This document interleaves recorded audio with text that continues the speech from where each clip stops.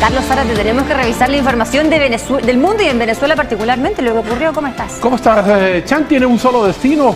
En nuestra noticia internacional de esta mañana vamos a conversar con Adriana Núñez, de La Voz de América. Ya está en pantalla en Caracas, en Venezuela, para preguntarle algo que parece obvio, pero que es muy importante esta mañana. ¿Cómo amanece Caracas? Hay grupos, ayer entendía yo, que estaban en los locales de votación protegiendo las urnas de votación. Hubo grupos de chavistas que salieron también a la calle a celebrar su triunfo. Adriana, por favor, ¿cómo acontece el día en la capital venezolana? Sí, cuando en Venezuela a esta hora son las 7:53 de la mañana, ha amanecido prácticamente con pocos autos, en mucho silencio por la extensa jornada electoral, un resultado que se dio cerca de las 12 de la medianoche. Luego la declaración de María Corina Machado y Edmundo González Urrutia se da a la 1:30 de la madrugada, así que son pocos incluso las unidades de transporte público que se están movilizando por la ciudad el día de hoy, en una jornada en la que María Corina Machado, líder de la oposición, denunció que fue un robo de la victoria de Edmundo González. Edmundo González, de acuerdo con el Consejo Nacional Electoral, tuvo una votación de 44% y Maduro 51% para completar un mandato hasta el año 2031, pero como le decía, en este momento las calles están prácticamente en silencio y con muy pocas personas.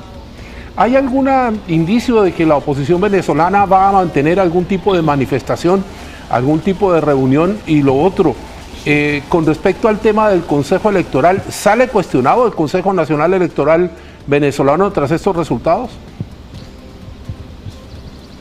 Muy cuestionado a lo interno y a lo externo. Incluso presidentes del subcontinente han exigido al Consejo Nacional Electoral transparencia, porque el resultado que se da ayer lo hacen con 80% de las actas de votación. Incluso la misma oposición había denunciado horas antes que se había detenido la transmisión de resultados durante un momento. Hay presidentes de la región que le han mostrado la solidaridad a María Corina Machado y a Edmundo González Urrutia, pero en lo que respecta a la evaluación de la transparencia del Consejo Nacional Electoral, no directamente a la opción política. El mismo presidente de Chile, Gabriel Boric, emitió un tuit ayer. Lo propio hizo el representante uruguayo. Han sido varios los países que se han pronunciado sobre esto.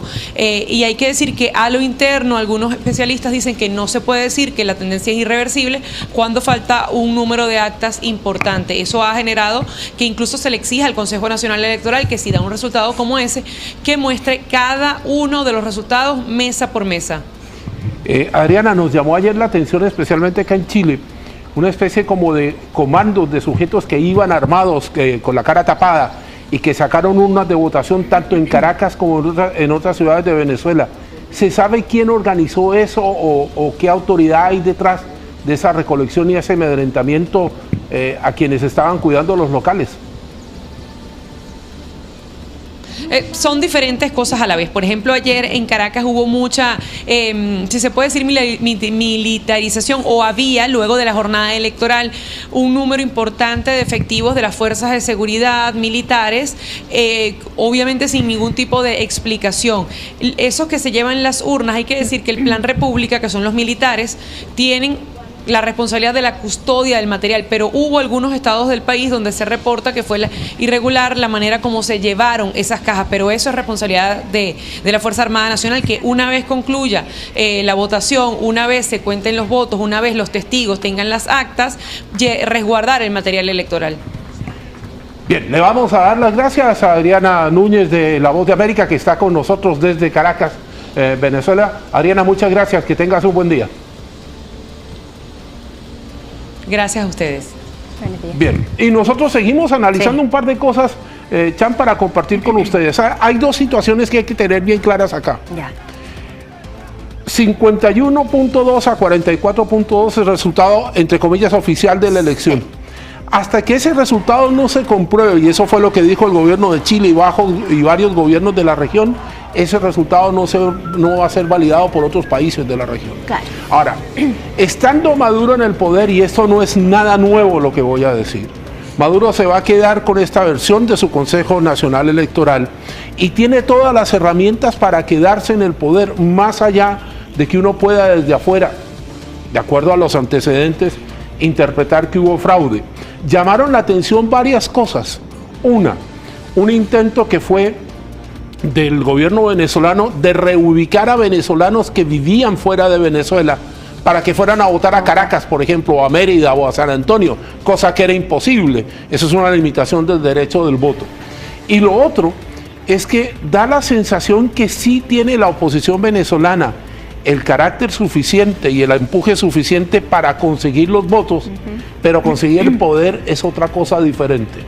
Y habrá que ver ahí cuál es la presión que van a hacer las democracias continentales, las democracias mundiales, si es el caso, para forzar una salida dialogada en la crisis venezolana. ¿Cuán probable, cuán posible es que se pueda conseguir esta verificación de los resultados por parte del resto de los países, de quienes lo están solicitando para reconocer el triunfo de Maduro? ¿Usted quiere una respuesta franca? Yo lo veo muy difícil. Yo también, ¿cierto? Y lo veo muy difícil porque quien es el presidente electo para seguir la figura de los venezolanos es quien controla el Consejo. Claro. Entonces, si él es el presidente electo, ¿qué interés podría tener en exhibir las actas? Y lo otro, no es la primera vez que en Venezuela sucede esto. Ahora, el tema de fondo acá es que este es el desafío más fuerte a la democracia continental desde el autogolpe de Alberto Fujimori en Perú allá por la década de los 90. Habrá que ver cómo reaccionan los mecanismos continentales de protección a la democracia con respecto a esto y sobre todo al hecho que ya está claro que observadores internacionales no hay. Exactamente, claro, hubo el intento por ingresar a algunos, pero no se les permitió la entrada a ese país. Vamos a ver de qué manera evoluciona esto. Tenemos trabajo para varios días. Sí, para varios días. Carlos Zárate, muchas gracias por la revisión rapidita de lo que está ocurriendo, por supuesto, en Venezuela con las elecciones presidenciales. Terminamos así nosotros las noticias y les vamos a dar rápidamente el pase al matinal, a tu día. Ahí está Priscila, Repe, buenos días, chiquillos. Una mañana súper noticiosa que se nos puso en los últimos minutos. Oh, no digáis